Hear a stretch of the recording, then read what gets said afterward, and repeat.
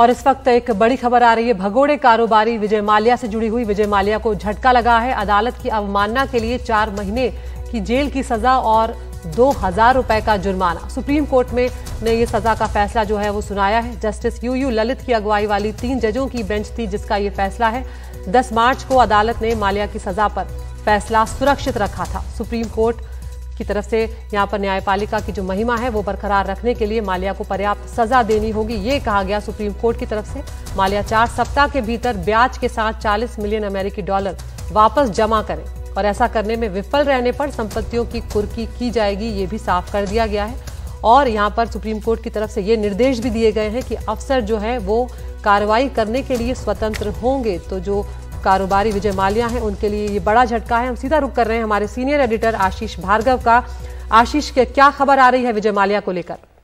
देखिए, बहुत बड़ा फैसला है और ये पहली बार कन्विक्शन विजय माल्या का हुआ है ऐसे केस में जहां पर कोर्ट ने उनको अदालत की अवमानना का दोषी ठहराया था 2017 में, क्योंकि उन्होंने जब सुप्रीम कोर्ट ने संपत्ति का ब्यौरा मांगा था तो उन्होंने डिएगो डील जो अपनी फैमिली में की थी उसमें 40 लाख मिलियन डॉलर जो अमेरिकी डॉलर थे उनका लेन देन छुपा लिया था और 40 मिलियन डॉलर जो उनके फैमिली के उनके परिवार के खाते में आए थे उनकी जानकारी नहीं दी थी। तो इसके बाद बैंकों ने ये जानकारी यहाँ पर दी थी सुप्रीम कोर्ट में। सुप्रीम कोर्ट ने कंटेम्प्ट प्रोसीडिंग उनके खिलाफ शुरू की थी, उनको नोटिस भेजा था कि क्यों ना उनके खिलाफ कार्रवाई शुरू की जाए। उन्होंने अपना कोई जवाब दाखिल नहीं किया। शुरू में उनके वकील आते थे, बाद में वकीलों ने भी आना बंद कर दिया। सरकार भरोसा दिलाती रही कि उनकी कानूनी प्रक्रिया चल रही है, उनको वापस लाने की कोशिश हो रही है, डिपोर्ट उनको कर रहे हैं, एक्स्ट्राडिशन उनका हो रहा है, लेकिन वो पूरा नहीं हुआ। सुप्रीम कोर्ट ने बहुत इंतजार किया कि कम वो वापस आ जाएं तो उनको सजा सुनाई जाए, लेकिन अब जब सुप्रीम कोर्ट ने देखा कि वो वापस नहीं आ रहे हैं, ना वो कोई जवाब दाखिल कर रहे हैं, तो सुप्रीम कोर्ट ने अपना फैसला सुना दिया। 4 महीने की कैद की सजा सुनाई है, 2000 रुपए जुर्माना लगाया है और सुप्रीम कोर्ट ने कहा है कि 2000 रुपए का जुर्माना नहीं देंगे तो फिर 2 महीने की और सजा बढ़ानी होगी। कोर्ट ने यह भी कहा है कि जिस तरीके से रवैया विजय माल्या का रहा है, न्याय के जो न्यायपालिका है उसकी महिमा को बरकरार रखने के लिए ये जरूरी है कि उनको पर्याप्त सजा दी जाए।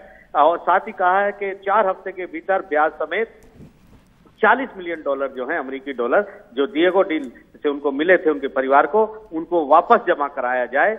और अगर ऐसा नहीं होता है तो अदालत जो अधिकारी हैं वो आगे की कार्रवाई कर सकते हैं, अटैचमेंट ऑफ प्रॉपर्टीज अपनी कर सकते हैं। तो बड़ा फैसला सुप्रीम कोर्ट का है।